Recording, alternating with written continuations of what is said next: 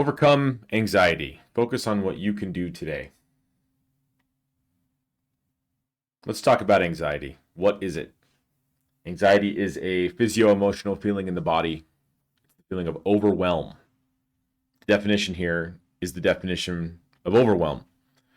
So it's to be overcome emotionally or mentally, to cause someone to feel a strong emotion or have too much to cope with. It could be to flood or inundate, to be too much for something to handle, or it could be a feeling of being drowned or submerged, such as within water, but I think you'll understand from the context of this presentation that it's much more likely to be the many things that you need to do or that you are aware of in your life. So where does anxiety come from? It comes from having too many options or needs and not being able to prioritize which of them need to get done first. Anxiety, like all feelings, is caused by what we have done and not done previously. So the way that you feel right now is the result of the things that you've done before, which means that if you do something right now, you can plan for how you'll feel later. It's actually really great. Why don't people talk about it like this? It's really easy to blame somebody else for any problem that you have, whether that's anxiety or pick a problem.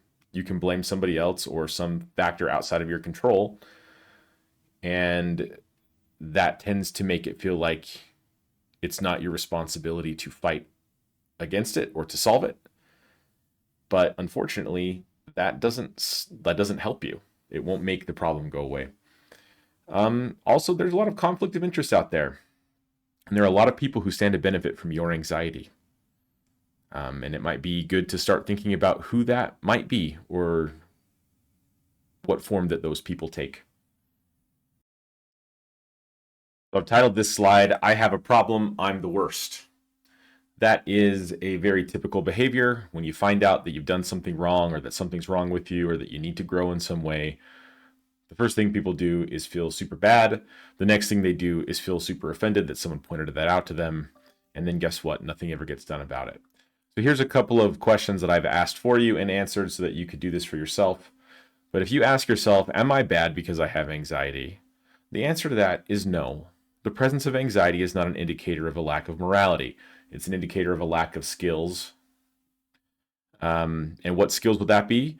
Well, they're probably related specifically to what your issue is that you're not able to do that's causing your anxiety. But the general skill that's involved is not being able to prioritize and sufficiently plan in small enough increments to overcome or to accomplish the goal that you have. So you need to be able to narrow your focus enough that everything outside of your control for the day can't interfere with your present state of mind. Am I bad because I lack a skill? And the answer to this is also a resounding no. Understanding and admitting you lack a skill is good. Just doing that is better than many people do. So pat yourself on the back if you're able to look in the mirror and say, you know what, I have a problem here. I'm overwhelmed by all these things, and I need to figure out how to do it and make it better. Just taking the time and taking that understanding and working to gain that skill that you need, that doesn't just make you good, that makes you great. That's what great people do. So let's talk about some hard truths. These things are hard because sometimes they're not what you want to hear. And hard truths tend to put the responsibility on you instead of letting you direct it other places. So don't get offended by these things. They're not intended to be offensive. They're intended to empower you. And I promise you that if you seek to believe them and implement them in your life, that they will in fact empower you to overcome your problems. Because hard truth number one, your problems will not go away. You can't just sit and hide from them and expect them to go away, because they will not. They will not change. You have to. You have to be the one that changes. And the way that you overcome a problem is not by avoiding it and eliminating it, but it's by becoming so strong and so powerful on your own that what was once a problem for you is no longer something that's a problem. And this is absolutely possible. You are the only one who can do this, and it's actually best that it's this way. And that might be hard to believe, but the whole purpose of our whole life is so that you can confront problems and grow strong enough to overcome them. That's it. So if you have a lot of problems facing you, see those as the opportunities they are to grow in the ways that's been presented to you. Here's a very important truth. The responsibility you take for any given situation, regardless of the blame that you bear for it, is equal to your power to fix it. So there's really no point in sitting around asking who's to blame for a situation. Just assume that it's you. Just assume that you have all of the power to fix a situation, because you do. Whether that means that you're fixing the external factors, or at minimum, you're fixing the internal factor, which is how you feel and react to a situation. And here's a really important and powerful truth. You will feel better facing your problems directly and failing to solve them than you will not facing them and avoiding them.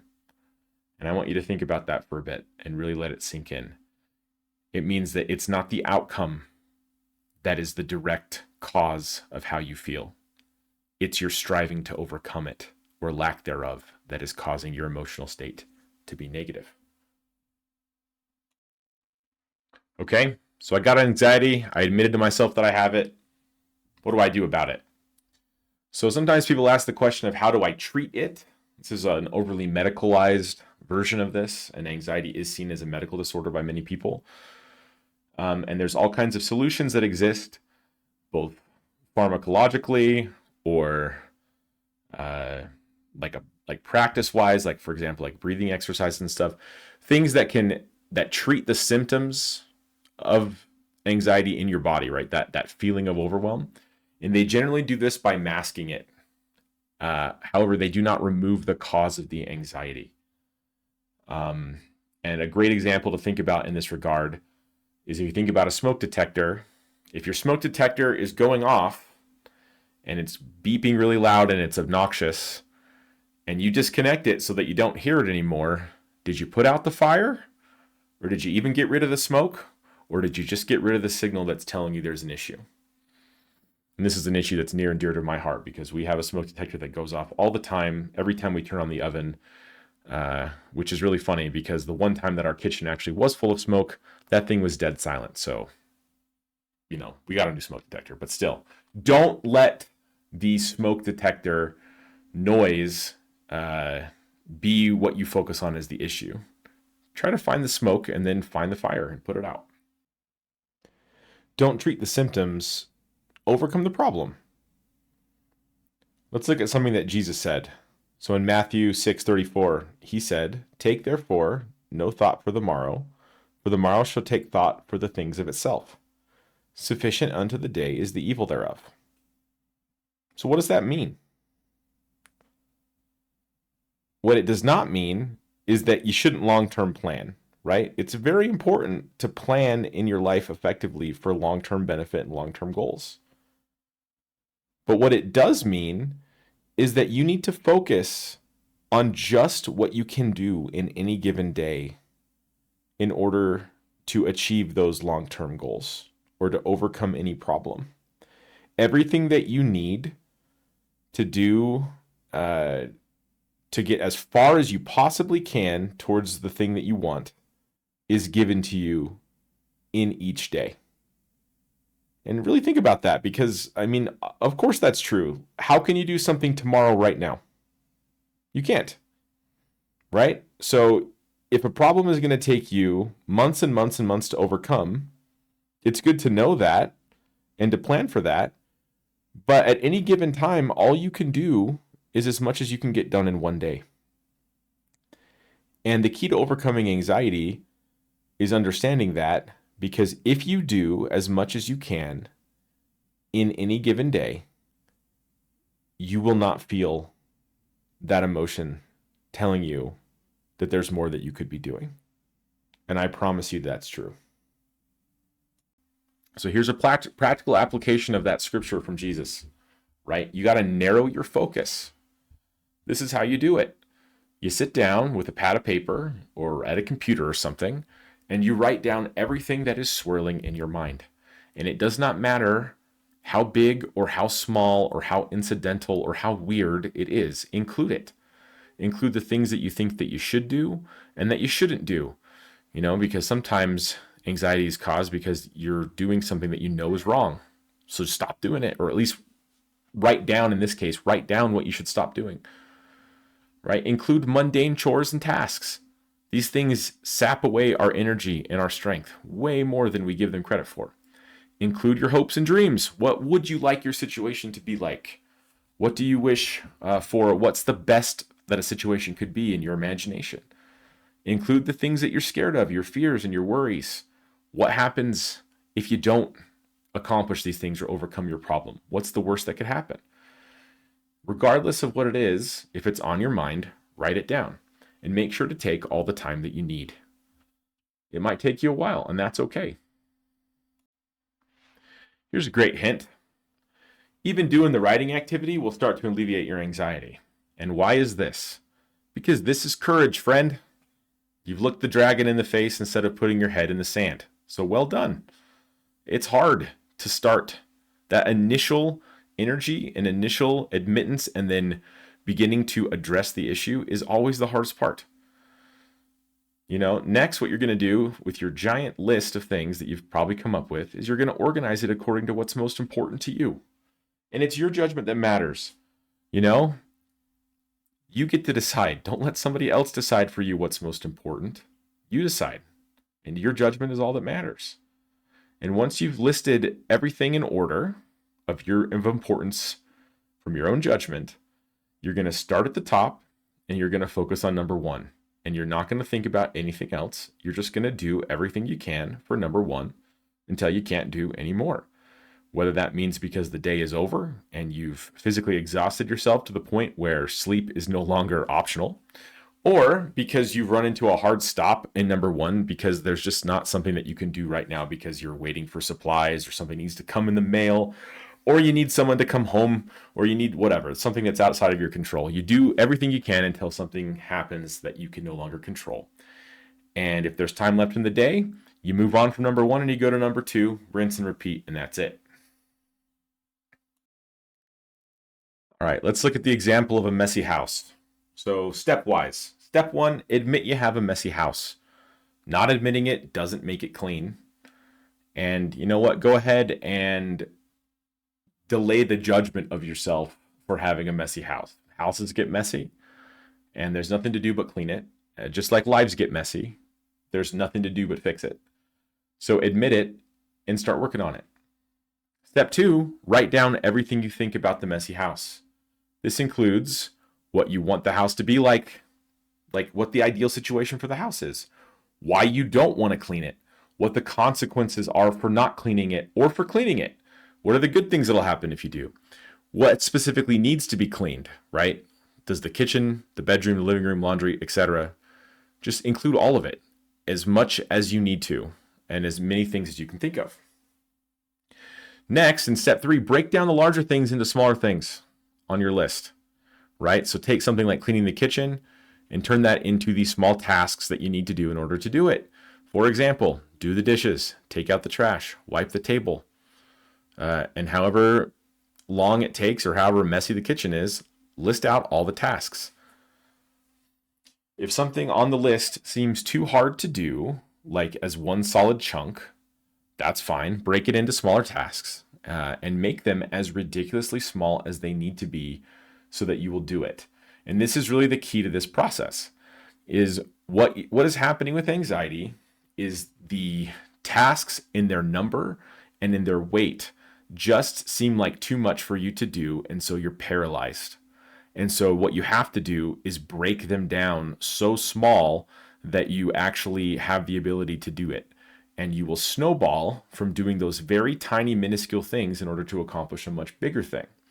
So if laundry was the first thing that you had to do on your list because perhaps you didn't have any clean clothing left, and we live in a society that values people that have clean clothing, and you say, I have 5 loads of laundry that I need to do, and it's overwhelming because you have a million kids or something, and like you have your daughter goes through 79 pairs of underwear like mine does every day for some reason, right?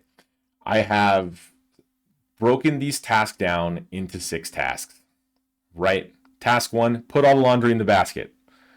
And if this is all you can do in a day, it's still better than not doing it, okay? So that's why it's important, because you're just going to work on these tasks as much as you can until you can't anymore. And then you're going to, for task two, bring the laundry to the laundry room or wherever you need to take it, put the load in the washer, add soap, turn it on, wait till it's done, place in the dryer, rinse and repeat for the next load, right? And if you're saying to yourself in this example, well, man, that just seems so overly broken down, right? What you're actually articulating is that you already have the power to do a complex task like laundry without having to break it down like this.